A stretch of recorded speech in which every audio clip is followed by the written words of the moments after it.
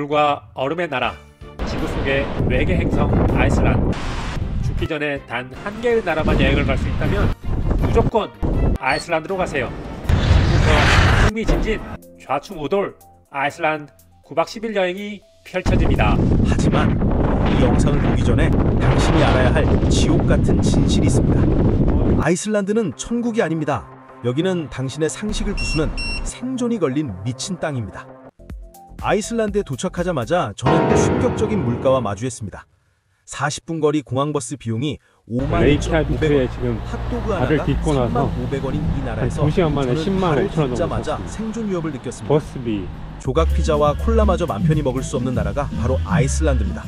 저는 깨달았습니다. 아이슬란드는 아름다운 만큼 돈을 태우는 기분을 느끼게 해주는 곳이란 것을요. 이 차가운 아이슬란드. 그러나 숙소 예약 사이트에 호스트가 실수로 0 하나를 빼고 가격을 올린 덕분에 저는 정가의 10분의 1 가격으로 따뜻하게 첫날 밤을 보낼 수 있었습니다.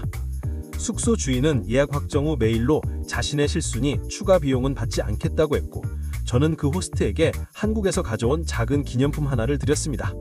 이곳은 위기와 행운이 공존하는 나라였습니다. 레이캬비크의 첫 아침.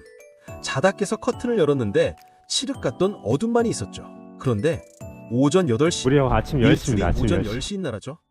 낮 12시가 넘어도 도심의 가로등이 켜져 있는 외국 오브 외국의 풍경이었습니다. 얼굴과 귀가 시릴 정도의 매서운 칼바람을 맞으며 저는 고난의 시작을 예감했습니다. 그 고난은 버스에서 먼저 찾아왔습니다. 티켓은 오로지 복잡한 앱으로만 구매해야 하는데 안내가 아이슬란드어로만 나옵니다. 결국 추위에 떨며 시내까지 걸어가야 했습니다. 하지만 제가 시행착오를 끝에 알아낸 가장 쉽고 확실한 버스 티켓 구매 꿀팁을 지금 공유합니다. 먼저 앱을 설치 후 곧바로 설정 탭을 클릭해 언어를 영어로 바꿔야 합니다. 이제 결제에 사용할 신용카드를 등록해야 합니다. 그러나 튕기는 카드가 많아요. 비자 카드가 그나마 승인율이 높다고 하네요. 카드가 등록되면 티켓을 구매하면 됩니다.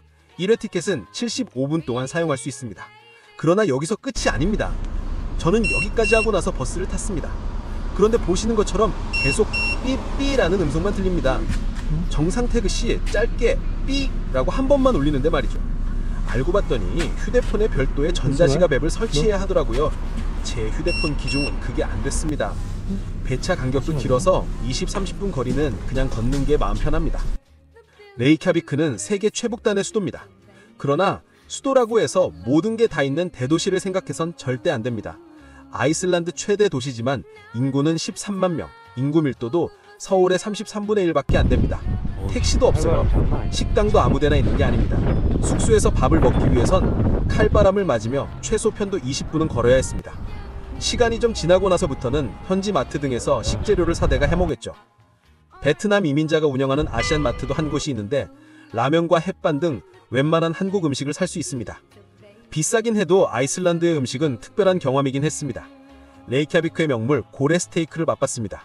첫 맛은 특유의 깊은 향 때문에 인상이 저절로 찌푸려졌지만 먹으면 먹을수록 그 부드러운 육질에 빠져들게 되었습니다. 추위를 녹여줬던 아이슬란드식 생선 수프는 진한 치즈 맛이 추위와 여행의 고단함을 잊게 해줬습니다. 가격 생각하면 네, 좀 전에 지금은 밥 가격 먹은 것도 6만 원이 나왔습니다. 레이캬비크 시내는 낮에도 날씨가 흐리고 우중충합니다. 그럼에도 비비드한 색깔의 저층 건물들과 인비로운 분위기가 여느 유럽 도시와는 확연히 달랐습니다. 웅장한 할그림 스키야 교회, 레인보우 스피트, 시청 앞 호수, 매서운 바람 속에서도 세계 최북단의 수도의 분위기는 제대로 느낄 수 있었습니다. 기념품 샵에서는 판매용 털 머플러 위에서 자는 고양이를 만나기도 했습니다. 다만 교회 앞에 턱 이스라엘 같은 날거 그레로의 배타적인 문구는 추운 날씨를 더욱 차갑게 만들었습니다. 본격적인 탐험, 골든서클로 향하는 길. 아이슬란드 여행의 난도는 상상을 초월했습니다. 싱벌리아 국립공원입니다. 보시는 것처럼 눈폭풍이 몰아치면서 몸이 휘청이고 눈도 제대로 뜰 수 없습니다. 저는 여행이 아니라 자연과의 처절한 사투를 벌이고 있었습니다. 하지만 이 폭풍을 견뎌야만 진정한 보상을 얻을 수 있었습니다. 싱벌리아 다음은 게이사였습니다. 유황 냄새가 진동하는 이 거대한 간헐천은 휴이쯤은 잊게 만들었습니다. 엄청난 증기를 내뿜음도 하늘로 솟구치고 시간이 전혀 아깝지. 골든스포터의 진짜 멋지다. 엄청난 양의 수증기와 함께 무지개가 피어오르며 장관을 선사했습니다. 황금빛 물과 함께 3단으로 떨어지는 이 폭포는 제 생애 최고의 폭포로 기억됩니다. 나이아가라 이것의 폭포도 아름다웠지만 그 이상입니다. 그리고 이 척박한 땅에서 세계 유일의 수종 아이슬란드 말들을 만난 것도 특별한 경험이었습니다. 이들이야말로 이 황량한 땅을 지키는 진정한 특수권 같았습니다. 이날 저녁 잠깐 오로라 이 투어에서 지금 생애 첫 어쩐가 왜 오로라도 고프로를 못 담고 있지? 아쉽게도 제 고프로는 그 신비로운 광경을 전혀 못 담아냈습니다. 휴대폰으로 찍은 몇 장 사진 공유합니다. 오전 7시 5분 영하 6~9도에 투어버스를 타러 이동하는 길입니다. 아이슬란드 관광은 오직 투어버스 아니면 렌트카입니다. 투어버스를 타고 이동하는 남부 해안, 창밖에 끝없이 펼쳐진 화산 사막에 저는 숨을 멈췄습니다. 검은 모래와 럴그 남석, 여기는 지구가 아닙니다. 마치 화성 탐사 중인 것 같았습니다. 투어 중 빈벽 사이로 떨어지는 멋진 폭포들을 만났습니다. 폭포물이 바람에 날리면 옷은 이렇게 얼어버리고요. 최남든 마을에서 빨간 지붕의 그림 같은 교회도 만났습니다.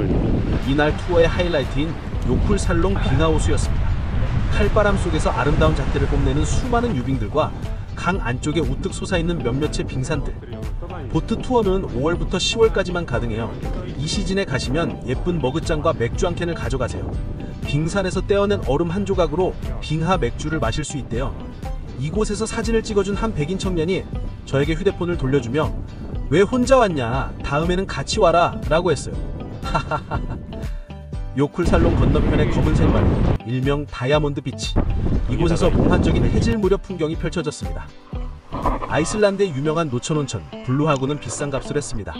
하얀 눈으로 둘러싸인 몽환적인 노천 온천에서 아이슬란드가 저에게 준 가장 완벽한 힐링을 누렸습니다. 레이캬비크를 벗어나 마지막 2박 3일은 아이슬란드 서부 해안에 아이슬란드의 축소판 스네펠스네스 반도 여행을 택했습니다. 여기까지는 렌트카를 빌렸어요. 렌트카 업체로 가는 버스를 기다리는 중입니다. 귀여운 핑크 돼지가 그려진 큰 보너스 마트의 쇼핑백 안에 먹을거리들이 잔뜩 담겨있네요. 시골 마을에 식당이 있을 리가 없으니까요. 저는 차를 빌려 먼저 유명한 무료 노천 온천을 찾아냈습니다. 레이캬달루르. 원래는 공식 유료 주차장에 돈을 내고 왕복 4시간 트레킹을 해야 만날 수 있는 곳인데 주차료도 없이 왕복 1시간 만에 도달하는 깨굴 루트를 우연히 발견했습니다. 절망이 희망으로 바뀐 순간이었죠. 탈의실 하나 제대로 갖춰져 있지 않은 이곳. 그러나 사방의 설병 속에 둘러싸인 순수 자연 온천 속에서 신선 노름을 했습니다. 설정 넘어 돌아오는 설원에서 저는 이런 괴성을 냈습니다.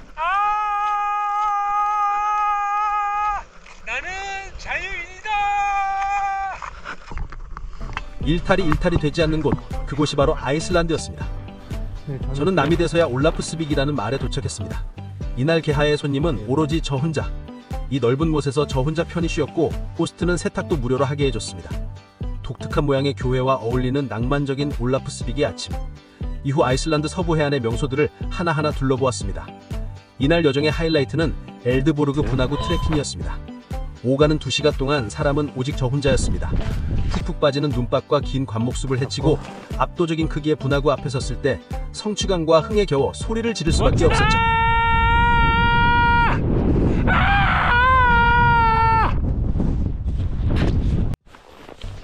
이 고독한 아름다움이 아이슬란드 여행의 진정한 매력이었습니다. 이 모든 여정을 마치고 레이캬비크로 돌아가는 도로 위에서 저는 멀리 보이는 어느 산 아래에서 활발하게 타오르는 작은 불꽃들을 몇 차례 보았습니다. 뭘 타오는 건가? 아니면 붉은 오로라 신호인가 싶었습니다. 렌트카 사무실에 도착해서야 그것이 화산 폭발이었다는 것을 뉴스 생중계로 통해 알게 됐습니다. 폭발 중인 화산이 공항에서 멀지 않은 곳이라는 얘기를 듣고 공항으로 가는 버스 안에서 계속 창밖을만 봤습니다. 그리고 아이슬란드를 떠나는 비행기 이륙 직후 저는 창밖으로 그 신비롭고 거대한 화산 폭발 현장을 카메라에 담을 수 있었습니다. 아이슬란드가 저에게 준 마지막이자 역대급 선물이었습니다.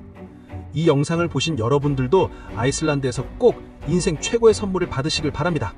이 미친 세상을 함께 여행할 준비 되셨나요? 저 푸른점 여행제 Y의 다음 목적지가 궁금하시다면 지금 바로 구독 버튼을 눌러주세요. 우리는 다음 지구의 끝에서 다시 만납니다.